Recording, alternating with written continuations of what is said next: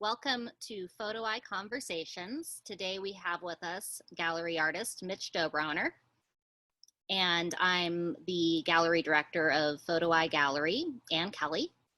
Thanks for joining us today, Mitch. Thanks, Ann. Thanks for having me. So where are you today, Mitch? In Los Angeles, in my house in Los Angeles. So fixing doors, working on cars, making prints, hugging my wife, all those things. So. Excellent. Well, I'm recording from my backyard tonight, because we're in the process of moving the gallery. So I thought it's a little less chaotic here. But I did think for a minute I was going to have to run inside because a unexpected thunderstorm rolled in for a minute, but that seems to be gone. So it seems like whenever we're showing Mitch's work or I'm talking to Mitch, that sometimes happens. Right. So it might start raining soon, so watch out. So. That's okay. I'll enjoy it. So for anybody who doesn't know Mitch's work, he's a fine art landscape photographer, but he did spend a good decade or so chasing and photographing storms, which is why I joke about blaming him for the thunderstorm coming in. Right. Not responsible for hurricanes, though someday I do want to be in front of a hurricane. Not yet, so. Yeah, you said you'd been offered the opportunity to. Yeah. NOAA, and the U.S. Air Force asked me last couple of years to go fly with them and photograph. They knew my work. They have some stuff in Norman, Oklahoma, National Weather Center. They have some of my work hanging. So they knew me and they invited me. The last couple of years, it just hasn't worked out, Florence came in too fast. I was supposed to go to Bermuda. And then I forgot the storm that was in the Caribbean at the time. And that just dissipated really fast. That was that last year or the year before? Time is like going crazy. So I've been out there, but it just hasn't worked out. And this year I just didn't want to go, just with COVID and everything else out there. I didn't feel like it was going to be a good time to go out there. So I'm taking a break from that for a year. Well, and most of the storms that you've photographed have been tornadoes and monsoons and other storms that relate to that. So it's kind of a different experience, I would think. Yeah, they're all different. I like the big, giant supercells out in South Dakota and North Dakota and Montana and Minnesota. Those are my favorites. The tornadic stuff, you just never know what's going to happen. But it's all fun. It's just an adventure. You just don't know what's going to happen. Sometimes it's crazy boring. You drive 500-600 miles a day for 10 days and nothing's out there. And that's happened a couple of times. And then maybe one day out of like 2 weeks, you'll hit a great storm and it makes it all worth it, So that's yeah. what I think a lot of people don't understand about the storm work that you make, is just the amount of patience involved, in that it's not just all the excitement of the storm and being there with the lightning. You drove something like, was it like 100,000 miles in the course of?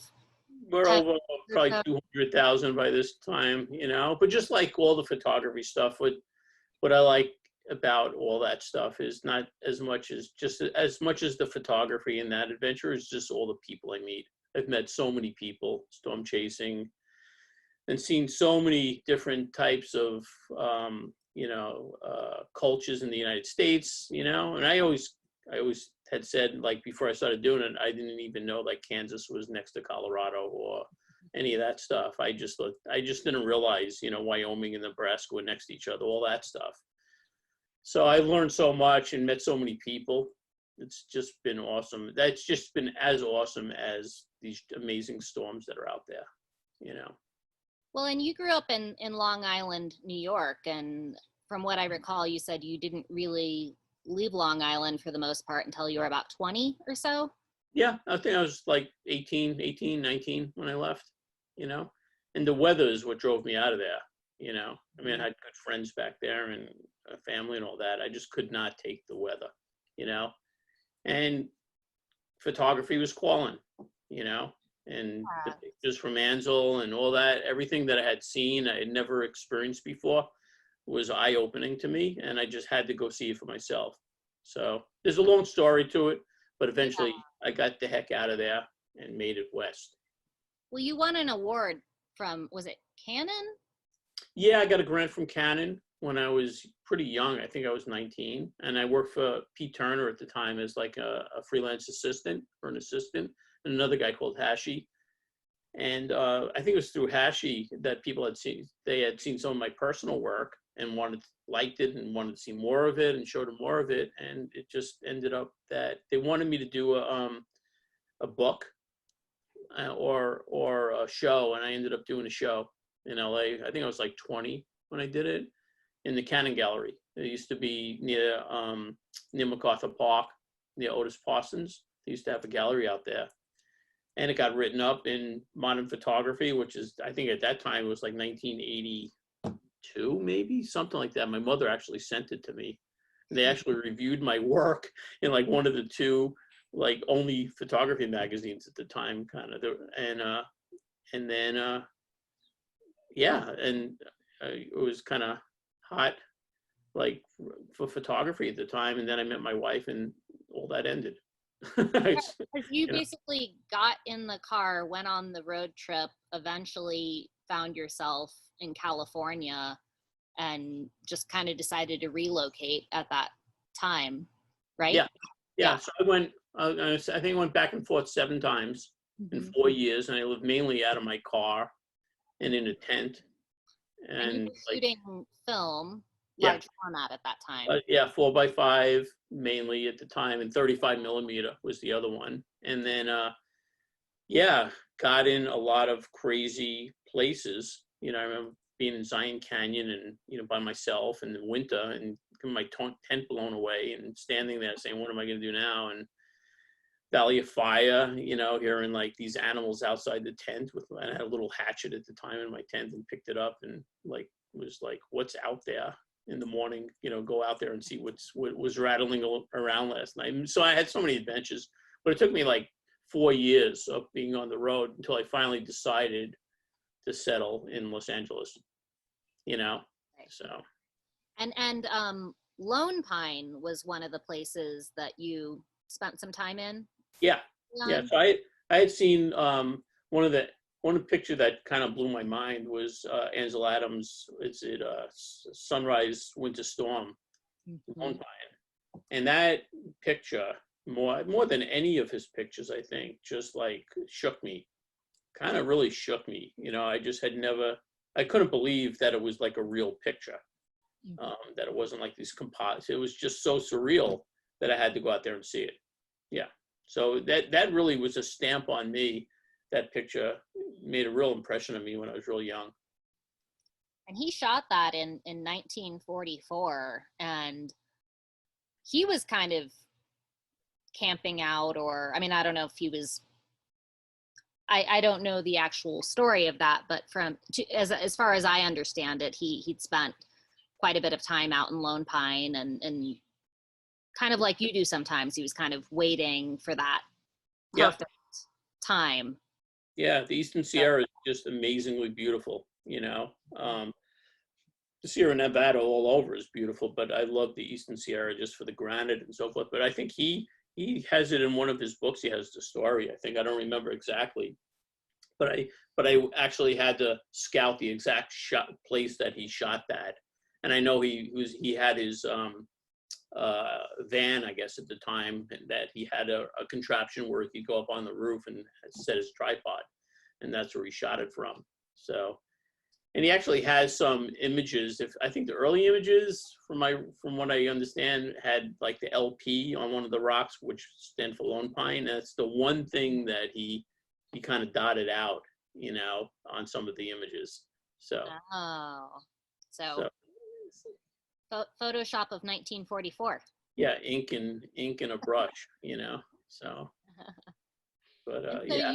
you still live in Los Angeles, but you're now living part-time in Lone Pine. Yeah. So what about 2 years ago, I was going to actually build a house out in a place called Ojai. So I had some land out there that I had purchased, and me and my wife had decided to build a house out there.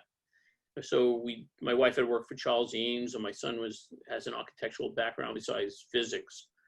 So we designed a house, and it was an insulated concrete form, ICF construction. We were ready to go, and my wife had an injury, and she was laid up for a while. And during that period of time, we just thought that if I couldn't, like for me, I just couldn't like afford to build a house out there with the price of the land and live in Los Angeles, where I had family, my kids too at the time. I'd have to move out to Ojai. So we decided, one of my friends during breakfast said, "You always loved Lone Pine, why don't you look out there?" And anyway, we found, my wife miraculously just went on a site, Zillow or something, and saw a house that looked almost exactly what we had designed. It was ICF, and it was on 5 acres and sitting right in front of Lone Pine Peak in Mount Whitney with nothing in front of it. Well, Department of Land Management and DWP owned the land in front of it, so nobody would ever build. So drove out there, and the second I saw it, it was like, everything has a reason, you know. I'm sorry my wife got hurt that led to this, but I just take it off the market. It was like the house of my dreams. So we kind of got it about 2 years ago, and yeah, so now I'm back and forth between LA and there. It probably 2 weeks here, 2 weeks there, 2 weeks here, 2 weeks there. Just family, and I see myself eventually just migrating out there full time. But it's just the transition right now. Well, it seems like an exceptional place. Outside of Ansel's photograph, I didn't know a whole lot about it, but it seems to be this beautiful small town that's amongst all Mount Whitney, and it just seems like an exceptional place. So, yeah. No, it's a dream come true. You know, it's how to say, it's 5 acres. It's had irrigation systems, well systems. I mean, it's got everything. Was really well engineered. It was built by an engineer. Nothing. No corners were cut. And you know, for me, I mean, not knocking Ojai at all, but Ojai ended up being just for me a little too, I would call it frou-frou for me, and I like that more of a rustic lifestyle out there where you're isolated, off the grid.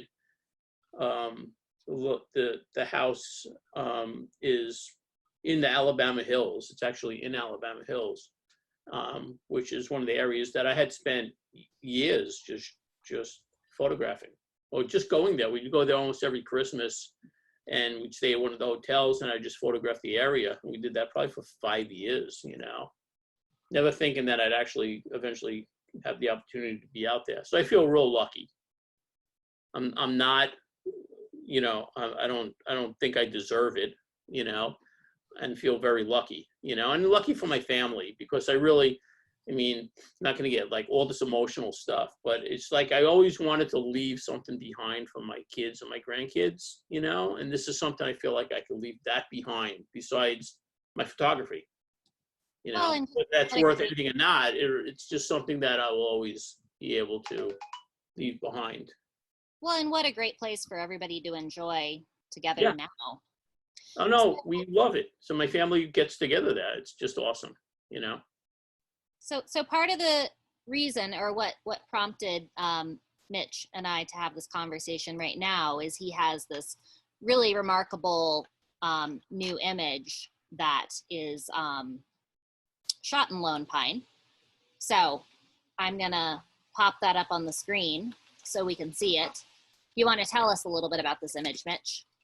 Yeah, no, it's just, you know, whenever I go to these areas, I always try to kind of visualize, you know, or emulate how I feel about a certain area, you know. And, you know, Mount Whitney always gets a lot of attention because it is the largest mountain in the I guess, continental US, you know, not counting like Alaska. and I always loved Lone Pine Peak, you know, so it was a center for me. So anyway, so I just felt like this image, I wanted to go out there morning for a sunrise, and I just felt like this image for me kind of emulated how I felt about Lone Pine, and also you know, the history of the area, the Indians, the tribe, the American Indians that were out there at the time, and what they felt about the area. So I wanted to emulate. To me, there's a lot going on in my brain when I take a photograph, and mainly just about you know, what the area means to me. You know, so this picture's about, you know, a 5-minute drive from my house. So this is pretty much the view that I have from my front door. It's amazing. Yeah, it pretty much is. It's not exactly. I mean, I'd be a little bit south of here. This is right off Movie Road. And Alabama Hills is also an interesting has an interesting history. You know, they make a lot about it, about, you know, the movie industries and stuff like that. And they're actually thinking of changing the name. And the area was recently, probably about a year ago, made into a national scenic area, because there was a lot of, how would you say, people going off road and taking advantage of the area, and you know, causing some erosion to the area that probably people were really concerned about locally in the area. So they made it into a national scenic area about a year ago, and just designated 4-wheel drive roads that you can be on now. So they're trying to protect the area, and they're thinking of changing the name because it has this history of, not to get no politics involved, you know, but it has a Confederate history. That was one of the Confederate ships, and it has nothing to do with the real history of the area. So there's so much going on there. So you said you've always kind of felt like it was a spiritual place, or yeah. that was your perception. And I've always felt like when you're photographing, you really have the ability to photograph kind of how you feel. I don't know if that makes any sense, but I guess I have the privilege of knowing you and knowing how important certain places are to you, and I feel like it really translates into the actual picture itself. Yeah, I think at this point in my life now with my photography, and, you know, photography kind of is my art, you know, it's, or let's say, I'm sorry, getting some Starbucks here from my wife. Because it is kind of like my, the way I can express myself. I can't draw with this voice. I can't sing, you know. So everything that I photograph needs to have meaning to me. You know, nothing is like a snapshot. I'm not looking for a, you know, let's just say I'm not looking to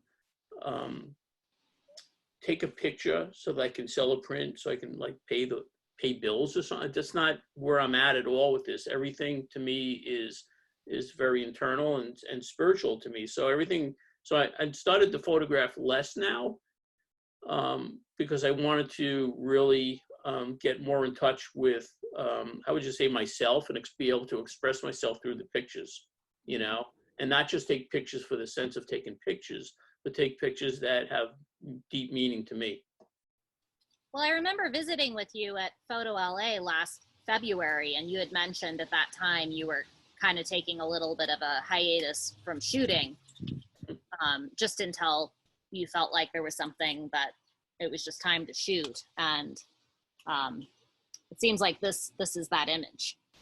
Yeah, so this is the beginning of that kind of stuff of like, I'm just not out shooting because I like to shoot random things, even though I do still like to do that at times as things happen. But, you know, even with the storm images, or you know, with the city images that I've done in the past of Los Angeles, you know, I really do love Los Angeles, and that's why I shot Los Angeles. It wasn't because, you know, I wanted just to take snapshots of Los Angeles for a calendar, you know, or something like that. I really love the city, and I've seen through photography, things happen when it comes like that, you know, Oh yeah. or I end up liking the images more, let's just say, when they mean something to me, that they're just not random. Even with the storm images now, you know, with everything that's going on with climate change and stuff like that, I mean, I started to see that 10 years ago, you know, Mhm. when I saw these things that were amazing phenomenons that were out there. I actually really couldn't believe what I was seeing. It looked so surreal. So that feeling of seeing that stuff and being so surreal and not and getting like a chill in my soul when I'm there photographing that, the same thing happens to me with whether it's a landscape or whatever I'm shooting now. And that's why I wanted to take a break, because I started to feel like I was just going out and shooting, and I was kind of losing my soul a little bit. You know, my soul wasn't into it, and I wasn't going to fake it. I'm just not going to fake it, you know, and it's not going to like create an image to send to you to like say, can we, you know, release. I wanted to have images that actually meant something, at least to me, you know. No, and it absolutely translates. And one thing people hear me say a lot is it's really hard to bring something new to the genre of landscape photography. It's just it has so much history to it, and it's something you really do well, but in the subtle way. Mhm. There's photographers I know that I say the same thing about, that they bring something new to landscape photography, but they're usually employing some sort of radically new process or something like that. So the fact that you're able to just go out and make pretty traditional landscape photography, but in a new light, I applaud that. I think that's just a remarkable thing. Yeah. Well, So you know what I like actually, I like that this stuff isn't about me. You know, I don't want it to. It's not about me. It's about the pictures. The people actually like the pictures. It's not like about Mitch, about being a good photographer. Or again, you know, I love working with you, and honored to be with photoeye, and you know, I really am. I'm not just saying that to say nice words. You know, I love you, and I love everybody I'm with. You know, and all the other galleries that represent me are very special to me. But there was a thing, and it's just a quick story. You know, this is like back in like 2000. I think it's like 2013, so it would like be like 6 or 7 years ago. You know, I won that Sony award, and I never like, you know, somebody said put your picture in, you know, it's for free, whatever.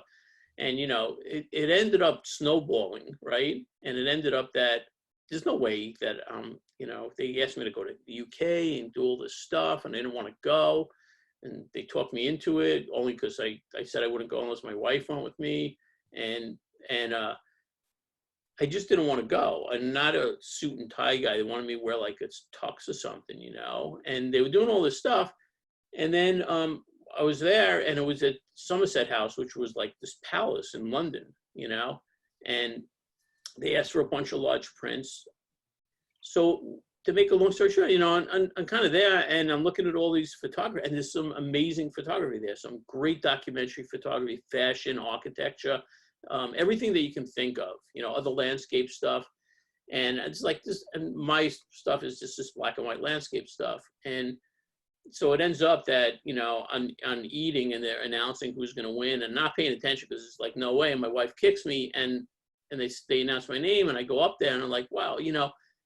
And I realized what was really special to me at the time was that, and it would really, I didn't know what I was going to say, you know, but I realized that these guys recognize black and white landscape photography, traditional black and white landscape photography in this day and age of social, you know, everything that is flying around on the internet, you know, and, you know, this imagery is you know, I get overwhelmed. You know, sometimes I can't really look at all this imagery. You know, it just overwhelms me. I lose my place. But that they had recognized black and white landscape photography as being special. And that's how I thanked Sony at the time, because like, listen, you got all these great photographers here, but that you thought that, like, I felt like the baton could be passed in black and white. It was recognized again. It was forgotten for a period of time after Ansel was gone and Edward Weston and Minor Whites and all those people were gone. And it felt like, you know, things were moving on to whatever the next phase was. But to be able to say that you could do something that people would recognize in black and white landscape photography could proceed was special to me. And you know, I have so much respect for Nick Brandt. You know, he was the only other photographer that I knew, you know, had such high regard for black and white landscape photography at the time. So anyway, I'm rambling a bit, but that was, it just, that if there's any way that it's not about me, that it's about just black and white landscape photography can continue to move forward, you know, and people can have different visions and progress what that's supposed to be, is awesome, you know. Yeah, well, I mean, it makes me think of photographer Pentti Samalati, who we also represent, who, what does he say? I mean, kind of like you, he takes minimal credit for the image, and which I only partially agree with. I mean, it's recognizing the image and having the passion for it and the dedication to be there to actually make the image. And right. I just think, yeah. So you're a really modest person, which is something I really definitely appreciate about you, Mitch. But I think really what you're doing is exceptional.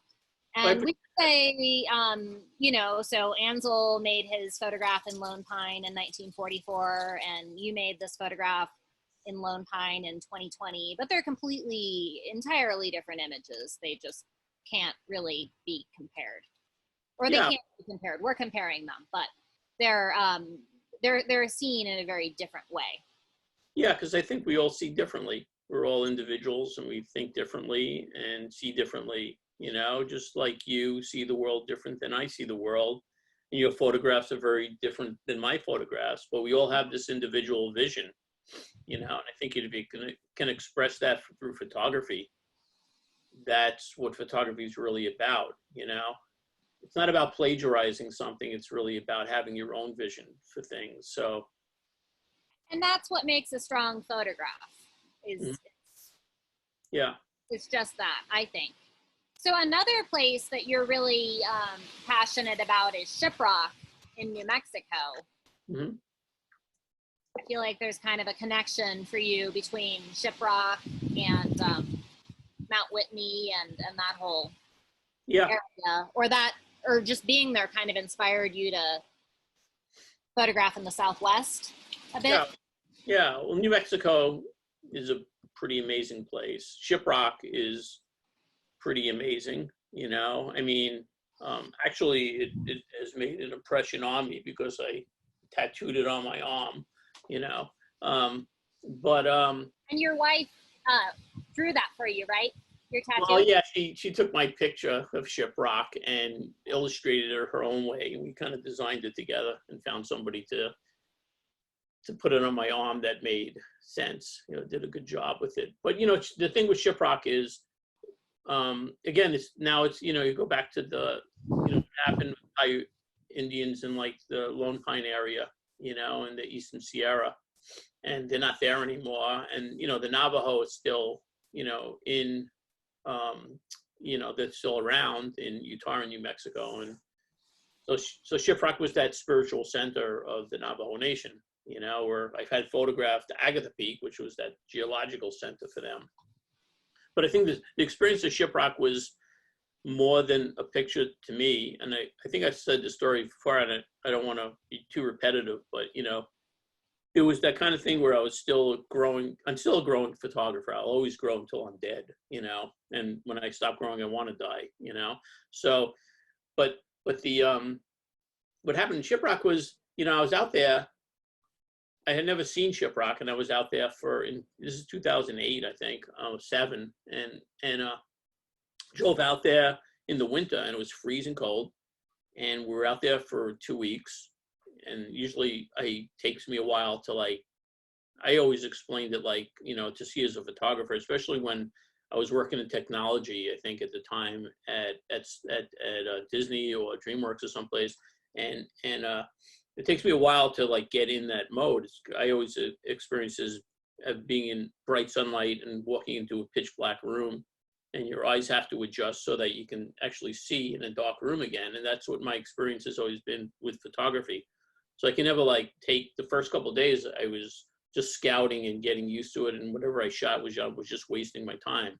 So I had to get into the feeling of that area, kind of like shooting a portrait of a person. You get to know the person before you want to get to know the person before you really photograph them, And Shiprock, I was just exhausted, and it took me, I think 10 days, and I had nothing. And every morning I would go out and drive 150 miles there, 50 miles back from Farmington.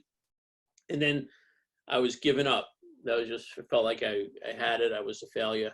And one morning I got up and just drove out in actually sleet at like 4 in the morning, saying to myself, "You're an idiot. You're never going to get anything." And then there it was in front of me.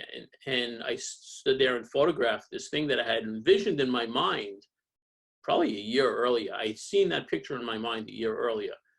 And what it did for me, it wasn't just about the picture. It reinforced for me that if you're tenacious about what you want to achieve and really believe and actually don't give up, that you'll be able to achieve the thing you went out to do, and especially in photography. I think it was Michael Kenna had once told me, if you shed enough blood, the photography gods will open up the skies and say, "Okay, you shed enough blood. Here you go, you punk. Here's the shot you wanted." So, it made that impression on me that I could achieve the pictures I wanted to see if I just was tenacious about it. And because whenever you're taking a picture, you don't really think you got a good picture. Yeah, I have a good picture. I mean, I can see it, and I know when I get that. I knew when I got that picture what I had achieved for myself. So it made that kind of a difference in my life, that it gave me the confidence as a photographer to go out and do what I wanted to do, that I could do it compared to fail. You're telling this story because I was going to that's one of my favorite stories, and I was actually going to ask you to talk about that. Yeah. And then it was actually that photograph that made you want to chase storms. Is that right? Because when you finally got the shot you want, Shiprock was kind of shrouded in these clouds, and it was just this kind of amazing shot that, I mean, you went back again and again and again, but you could have sat there for months and not got that shot. Right. So I think what I always found myself going out in really inclement weather. The light changes, things are happening randomly. The rock's not going to move, the landscape's not going to move, but the light's going to change, and the seasons are going to change. And I learned, when you go out in the summer, the sun's really high in the sky, and when you go out in, let's say, November to March, the sun's lower in the sky and gives more interesting light. That's why I went to Iceland. The light in Iceland is, the sun is really low in the sky. It gives this beautiful, amazing light, But I always found myself going out at that time, kind of wintertime months, and the most fun I had was in the most inclement weather, So I said, I seen some pictures of like tornadoes and things. So I said, let me do some investigation, and stumbled into some people and got me to this gentleman, Roger Hill, who I've gone out with probably for 10 to 12 years now, who is one of the best storm chasers on the planet. I think he's in the Guinness World of Records for seeing the most tornadoes, amazing guy, friend, and I explained to him what I wanted. And when I first went out, I think it was 2009, it was that, what I explained before, is that chill. I never had seen something that looked like it was actually, I was like, felt like I was on another planet. You know, it was so surreal to see some of these storm systems. I think I was just overwhelmed, you know, and I think that overwhelming stuff came through from in the pictures to me. I was able to express what I had seen through pictures, even though the pictures really didn't do justice to what I was photographing. I was trying to do my best, you know, and then realizing these storms, how they were created, and the science behind them. And like I said, I didn't know at the time that Kansas was next to Colorado, and the Rockies, and the Gulf of Mexico, and the jet stream, and the upper, you know, the winds, and how these things are created. You know, how they were created, not the way I thought they were created. I was, as a novice, I had not done enough research, but mostly taking place, let's say, in a cornfield after a rainstorm the day before, in bright sunny skies, where it's almost like the water percolates, it heats up and percolates and starts to form up into the atmosphere. And then if the winds are aloft and things like that, all these elements come together to create these storms. And none of these storms were the same. They were all different, and they all had the different personalities. And some of them, like, were really violent when they were created and died really fast. And some of them, I was honored enough to see them get created and form and mature and take, like, this, turn into these spaceships. And we traveled with them for, you know, there was one storm we traveled with from Sturgis all the way through the Badlands of South Dakota into Valentine, Nebraska. This thing was 60,000 feet high, and it was just sitting in a field circulating with lightning. And I just was addicted. I just became addicted, you know. And even though we traveled hundreds, 500 miles a day was like a short day.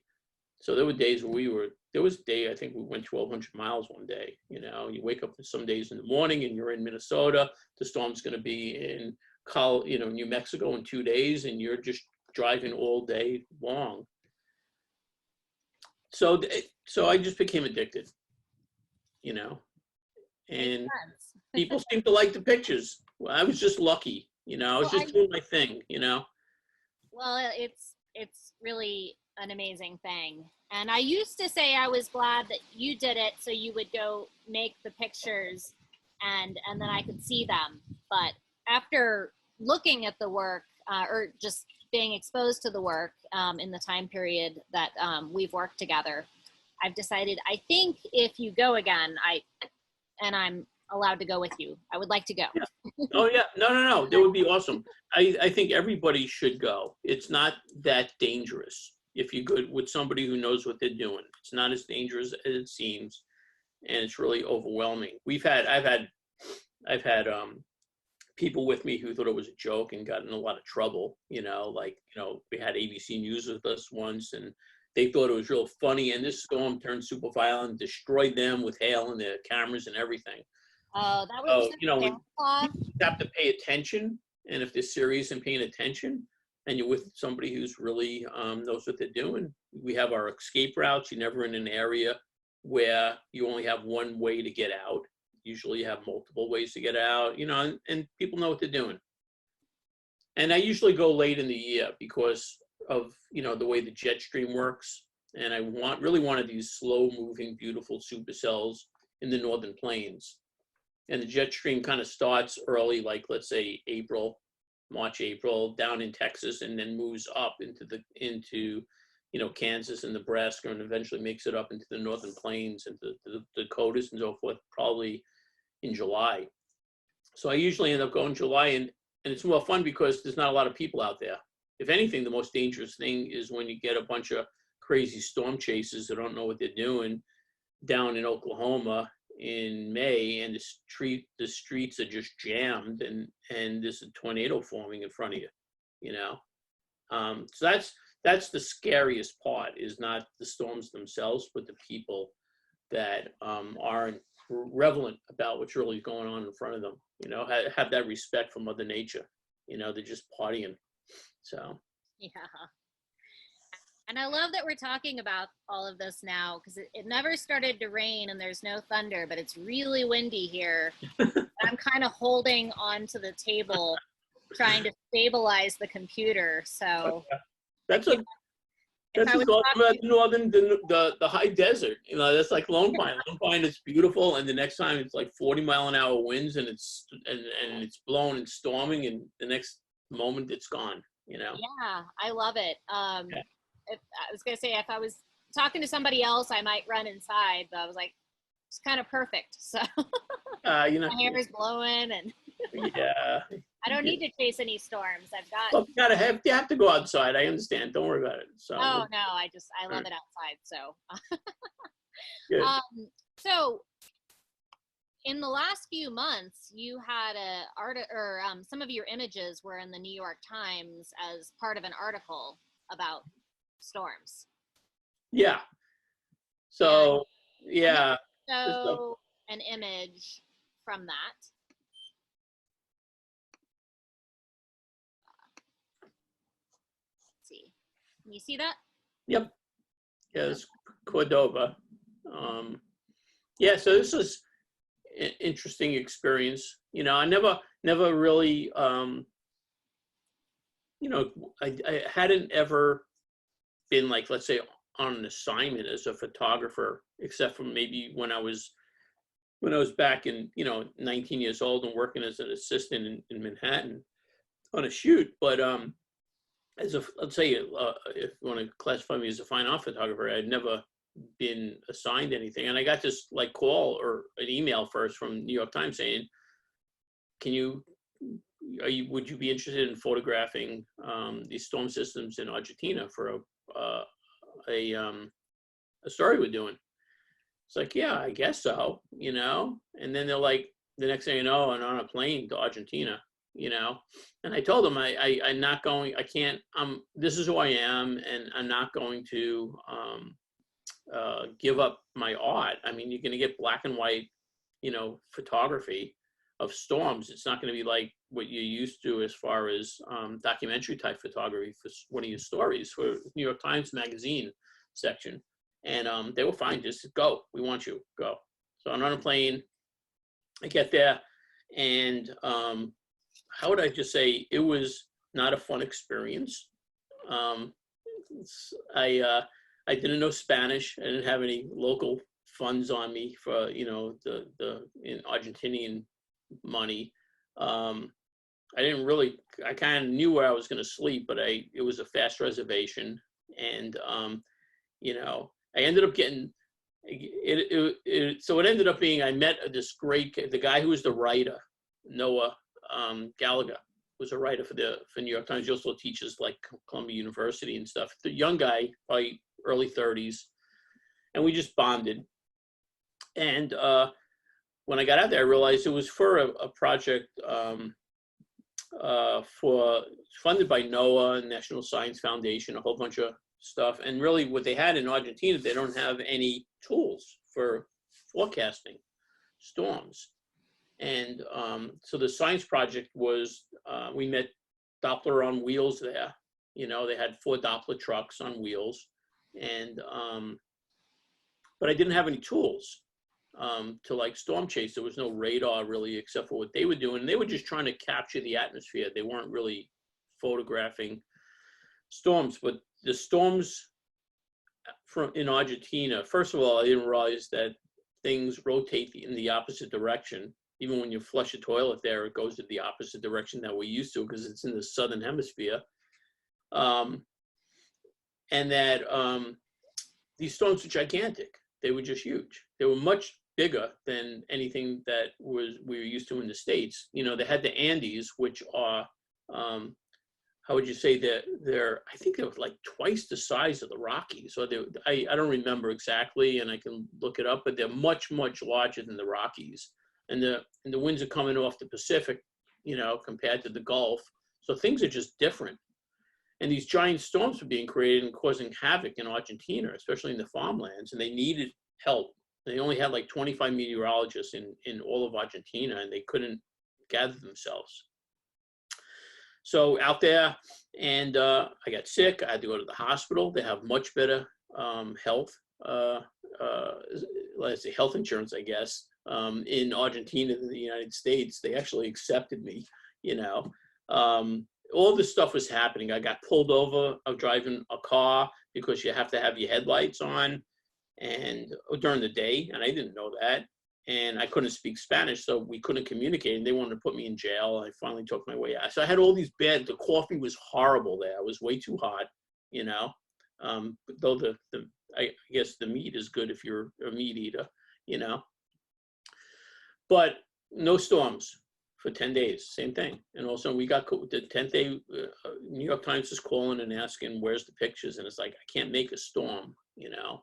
And I have no tools. I'm doing the best I can. And I was feeling all this pressure. And then we finally hit a storm. And it was just kind of like this normal storm. We photographed it. I finally got some pictures. Driving back to Cordoba. And I guess these storms, two storms merged and created this amazing monster storm. And at night, we couldn't even see out the window. The rain was completely like horizontal. We were getting smashed by hail. We saw cars floating off the roads in front of us, and we were in this little buzzmobile. And I'd been in a lot of storms and a lot of intense situations, but I had never been in a storm like this. I actually thought something bad was going to really happen to us. And we got out, and they were like, yeah, these things merged and created this 70,000 foot monster storm. And when we drove into Cordoba, the whole city was blacked out, you know. So I ended up getting on a plane coming home. That's my story. I got these pictures, and then a year later it got published, you know. So that's a quick story of my adventures in Argentina. I probably will never want to ever go back to Cordoba again, though I know it's probably a really beautiful place. But, and I probably will never take another assignment from anybody, no matter what. I just want to do my photography. So I learned a lesson from it, and I'm glad that the New York Times was happy with it. And I met a friend in Noah, who's the writer, and we'll be friends forever, because what we experienced, only we know what we experienced. I can't even illustrate how intense the situations were out there, you know? Oh, so, yeah. You were asking for your storm, and you got it eventually. We got it. That was the one. I had never been in a storm in the United States like that. So now I do believe that the storms out in the Southern Hemisphere there's something out there that we don't hear about it because we're here. Mm-hmm. And they did not have enough science about it because they weren't technically that astute yet, advanced in their sciences out there. So in the United States, we're really lucky. You can see where forecasting has really come. You know, I mean, we just went through a huge hurricane here, and thankfully, the forecasts warned people what was going on. You know, before it happened. You know, that is just, they're still living probably 30 years in the past in Argentina right now, as far as technology is concerned, for science forecasting. So hopefully, this project helped. You know. Yeah. Well. The trip sounded pretty wild, but you made some really beautiful images. So everybody should go grab a copy of that and go to our website and look at the new image, as well as all of the other just breathtaking images that Mitch Dobrowner has made that are on our website. And if you go to the Photoeye blog, there's a number of written interviews that we've done over the years. And thank you, Mitch. Thank you for joining us. Really, really appreciate it. Great. Thank you, Ann. Really appreciate it, and you and Photoeye. So I'm honored. Yes. Well, thank you. And thank you, everybody who's listening. And if you don't get our email newsletters, sign up for the email newsletters. That's how you'll find out about future video conversations, exhibitions, book signings, all of the things we get to do. So thank you. It looks like the storm's calming down, but it's getting a little dark. So enjoyed talking to you, Mitch. Thank you. Jen. And and we'll talk to you soon. Okay. Have a good night. All right. Bye-bye.